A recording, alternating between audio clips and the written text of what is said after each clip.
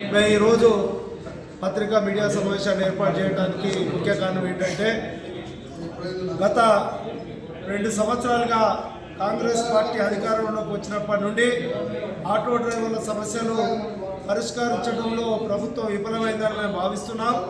గతంలో ఉన్న టీఆర్ఎస్ ప్రభుత్వం ఆటో డ్రైవర్లకు ఏం చేయలేదని చెప్తూ కాంగ్రెస్ పార్టీ కనుక అధికారంలోకి వస్తే అనేక సమస్యలు పరిష్కరిస్తామని చెప్పి ఆంధ్రప్రదేశ్ రాష్ట్రంలో అప్పుడున్న జగన్ ప్రభుత్వం 10,000 ఇస్తే మేము 12,000 ఇస్తామని చెప్పి గ్యారంటీ కార్డులు ఇవ్వడం జరిగింది.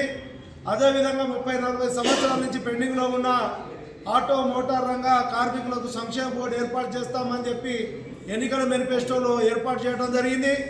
అదేవిధంగా గత 12 సంవత్సరాల నుంచి కూడా ఆటో మీటర్ ఛార్జీలు పెంచడంలో గత ప్రభుత్వం పెంచలేదని ఈ ప్రభుత్వాన్ని అధికారంలో తీసుకొచ్చారు. ఆటో మీటర్ ఛార్జీలు కూడా ఇప్పటివరకు పెరగలేదు.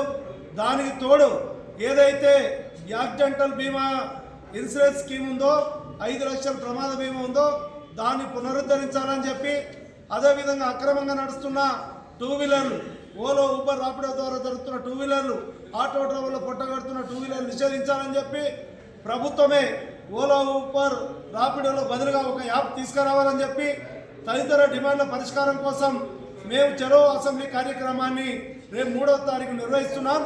ఇప్పటి వరకు రాష్ట్ర ప్రభుత్వం ఆటో డ్రైవర్ల సమస్యలు పరిష్కరించడంలో సానుకూలంగా ఉందని మేము భావించాం. అయినా కూడా వారు నిమ్మకు నీరెత్తినట్టుగా వ్యవహరిస్తున్నారు. పేదవారైన ఆటో డ్రైవర్లను విస్మరిస్తున్నారు. ఓట్ల రాజకీయం కోసమే వాళ్ళు కాంగ్రెస్ పార్టీ పనిచేస్తుందని మేము భావిస్తున్నాం. ఇప్పటి వరకు పనిచేయలేదు. ఇప్పటి వరకు అడిగితే ఆటో మీటర్ ఛార్జీలు పెంచడంలో రాష్ట్ర ప్రభుత్వానికి ఏమైనా లాస్ అవుతారా? ప్రజలే ఇస్తారు. ఇవాళ అనేకమైన కేంద్రంలో రైల్వే ఛార్జీలు పెరిగాయి, రాష్ట్రంలో ఆర్టీసీ ఛార్జీలు పెరిగాయి. మరి ఆటో ఛార్జీలు పేదవాళ్ళైన ఆటో ఛార్జీలు పెంచడంలో ప్రభుత్వానికి వచ్చిన ఇబ్బంది ఏందో తెలపాలని కోరుతున్నాం. ఇవాళ సంక్షేమ బోర్డు ఏర్పాటు చేయడంలో ఇబ్బంది ఏందో తెలియజేయాలి.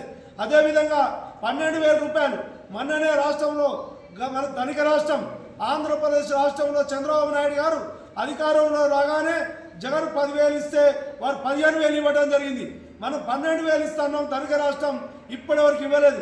మహాలక్ష్మి పథకం ద్వారా నష్టపోయిన ఆటో డ్రైవర్లు ఆదుకుంటామని చెప్తూ 2 సంవత్సరాలుగా కాలయాపన చేస్తున్నారు తప్ప ఇప్పటి వరకు ఆదుకోలేదు.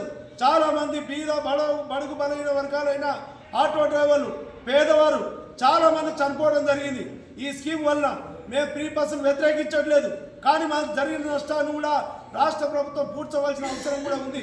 ఈ డిమాండ్ల పరిష్కారం కోసం ప్రభుత్వం మీనవేషాలు లెక్కిస్తుంది కాబట్టి ఆటో డ్రైవర్లు రోడ్డు మీద పడవలసిన అవసరం వచ్చింది. కాబట్టి రేపు చలో అసెంబ్లీ కార్యక్రమాన్ని మేము విజయవంతం చేయాలని చెప్పి ఆటో డ్రైవర్లకు ఈ సందర్భంగా ఆటో సంఘాల జేఏసీ అన్ని సంఘాలు కలిసి పిలుపునివ్వడం జరుగుతుంది.